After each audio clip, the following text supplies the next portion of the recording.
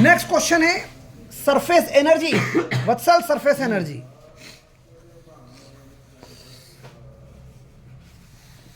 बहुत बढ़िया। नेक्स्ट है सरफेस एनर्जी। सरफेस एनर्जी का कंसेप्ट है कि हमने ले ली एक वायर का स्ट्रक्चर लिया है जिसमें एक लीड लगा दी जो स्लाइड कर सकती है। इतना समझ गए? इस लीड की लेंथ कितनी थी? एक्स थी, एल थी। अब आपने साबुन का झाग किया अच्छा खासा और उसमें लीड को डुबोया तो इसमें फिल्म बन जाएगी। वो बचपन में खेलते थे अपन जैसे। तो फिल्म आपको इधर भी दिखेगी और उधर भी दिखेगी, दोनों साइड दिखेगी। बात समझ में आ रही है?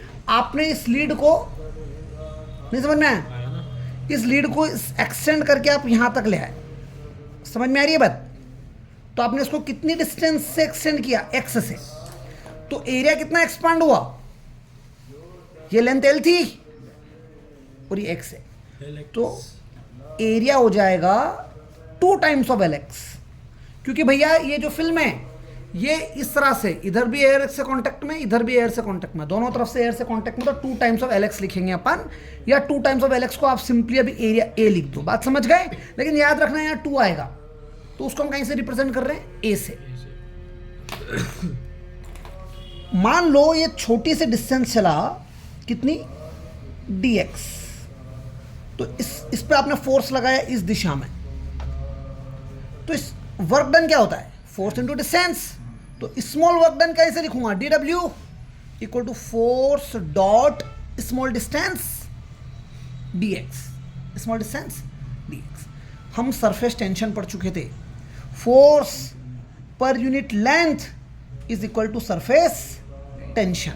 लेकिन लेंथ को मैं क्या लिखूंगा? 2 टाइम्स ऑफ लेंथ, क्योंकि 2 फिल्म की एयर के कांटेक्ट में दोनों तरफ से थी, इसलिए। समझ में आ रही है बात? ये डिवाइड का 2l में कहाँ ले गया? मल्टीप्लाई में। मैं फोर्स की जगह लिख सकता हूँ surface tension into 2 times of length l।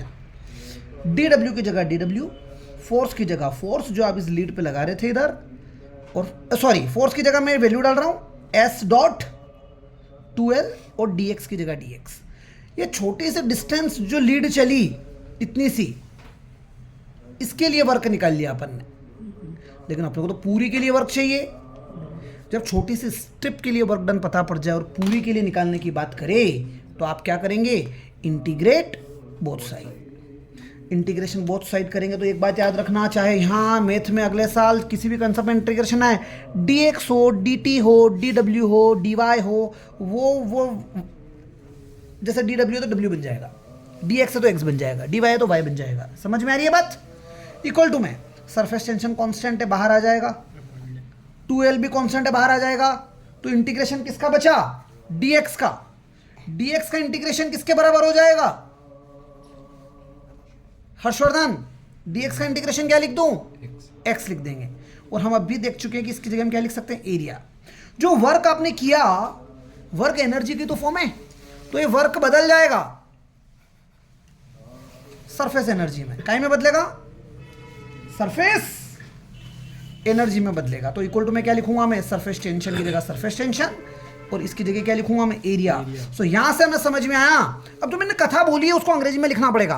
Late us consider a wire mesh या structure of wire such that the lead of L length, force F is applied on the lead, it is dipped in the soap solution, the film form is contact in the air from both the side. इस तरह से थोड़ा सा अंग्रेजी में इसमें introductory part लिखना पड़ेगा। सरफेस एनर्जी की जगह surface energy equal to surface tension आ गया ये, इनटू में एरिया। तो हमें समझ में आ गया सरफेस टेंशन का मल्टीप्लाई एरिया में कर देंगे तो क्या मिल जाएगा अपने को? Surface energy. और एनर्जी की यूनिट जूल होती है, तो ये डेरिवेशन किसके लिए किया अपन ने? सरफेस एनर्जी के लिए।